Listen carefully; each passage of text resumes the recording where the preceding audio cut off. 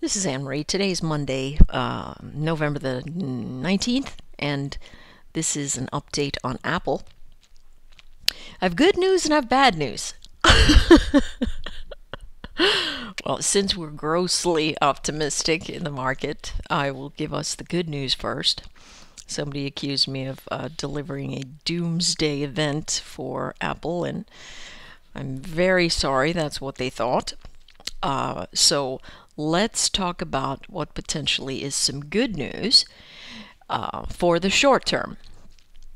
And then we'll talk about the bad news. Well, we did have 100% retracement. This did come into this 522 wick right over here, and it bounced only to lose the level quite significantly with a low at 505.75. Now, we'll come back to that. But for right now, we've got ourselves a little bit of a bounce. I saw something out of the ordinary that said that, Apple didn't make U shapes, it made V shapes, and that's all relative to time frame. So I'll leave that at that. It's not a good idea to generalize in charts. And that's a very, very, very bad idea. So, that being said, let's take a look at what's going on. Apple should bounce from here. It's quite sold, and my technical indicators are showing that we do have a little bit of a likelihood of a continued bounce action. To where is the question? Is Apple in recovery? Okay, so there are a couple of ways to look at that, and the first thing is it is in general recovery. It's going to bounce with a broad market. I believe the broad market is going to have some upside momentum. And so let's go back and take a look at a weekly chart for 2 secs. Now, in a weekly chart, we can see that what we've done is really, that's the most minor wave we could have. And if we take a look at that one, right? That one is the 100% is down here at 363. 61.8 is 494.02. And below that is the base of a gap. All right? So, what should we see here? What should we see? Here's a typical space of me saying that you can't say that Apple makes V bounces. It does not make V bounces, and it does not do V reversals. That's all relative to time. And so that being said, let's have a look at the grand scheme, which is here, right? And the shorter term scheme, which is the 100% retracement. A couple of folks had the 516 level listed, and I certainly saw 516. So let's see where we're at from a weekly perspective.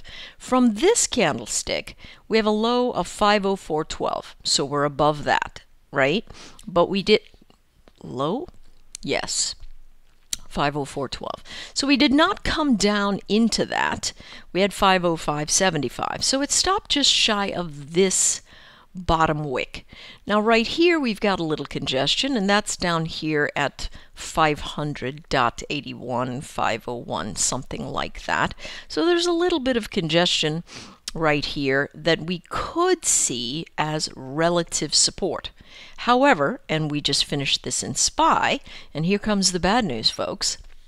Although we will be bouncing to give off a little bit of this really sharp selling, right? That's very, very aggressive selling. We are going to bounce, but we are going to bounce more than likely into resistance. And that resistance looks like it's about 561 from a broad line perspective. All right? It could have trouble at the 545 level, 546 level as well. Okay, so we've got two things to look at. The bounce up into 546, the bounce up into 561. If those things hold and we pull back into higher lows, That's the recovery of a pullback that we can begin to think about taking from a long perspective if we're looking at this from a swing environment. However, if we take a longer look at things and we just, let me delete this for a moment, and we just take a look at this wave right here, we're going to see that really we've got ourselves a move down into the 50 on the weekly, right? We've broken, okay, no, this is not the 50 on the weekly, excuse me. This is the 50 on the weekly. The 200 on the weekly is all the way down here. That's really, really far away. Okay, so that's what we're looking at. If you have a bounce and you're holding on to a ton of stock, I'd recommend something crazy like a vertical collar, right?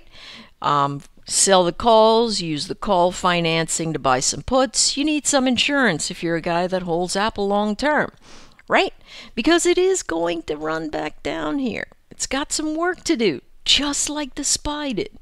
All the charts use the same sort of functional approach. And so we have to look at that and say, all right, can we figure this out from this perspective? Now let's take a look, because we know what the long-term event, let's come right back into the 4-hour. But before I do that, let me move that back. And let's go back into the 4-hour and take a look at some assessments. See, we can see the bounce action coming up, right? This is a 50% retrace that it's lost from the more grand formation. And so 534 should be the first test. 542 on the day should be the second test, the daily chart, that is. And we've got some congestion here at this 554. 545, all of this very, very noisy. We can see from a weekly chart, this is a noisy space. Place to resolve. And then our 561, right? The 561 looks pretty interesting. I would say maybe even 570 because of this noise right here. We could have something like that. If we get up into these regions, folks, and we start looking weak, be wise. Don't let bias make you do stupid things, all right? Just don't do it. Unless you're planning on holding it for, 50 years or whatever. I don't even know if that stuff works anymore, right? I'm inclined to say no, but there you go. So that's it for Apple. If you want to take a look at how to trade Apple today, right? We take a look at the hourly chart. Look at that drift. Good grief. That's ugly. All right, if we take a look at drift, we can say clearly, hey, listen, if I can get up over 531, I've got myself long action. And I've got it into this congestion event right here, which is 537. So that's $6. It's a little bit over 1%. That's quite a bit if you're using an option, particularly. We can see strength building here, particularly if you take a look at the SMI. It is holding steady. What we want to make sure of is that we do not break the 519 area. If we break this 519 area, we've got problems. And the problems are going to bring us right down into the 495. Really, the 494-ish region is where the target range is for the first piece. Here's the problem. Remember, I don't know if you watched the SPY video, but you'll notice that if we have a problem like a gap down here, what will happen is that the chart will suck itself into that first gap event, and that, my friends, is $14 below the 61.8. Okay, so top of the gap and really bottom of the gap also going to be very, very important, but that's what we're looking at. Notice the daily, what a beautiful reversal candle that is, right? That's a standard reversal candle. None of the technical indicators are suggesting that it's going to hold here, but most all technical indicators are somewhat lagging, even though these things are very, very good. What I believe from a price perspective, we do have bounce action here into this region, at least potentially this region or this region. But that's when the brakes are going to stop, folks. If it comes up into the base of this gap before it's done this work, it's probably going to roll over. All right, pay attention here with Apple. Do not allow your personal bias about this particular instrument to make you trade in a way that the charts do not tell you to trade. All right, good luck today.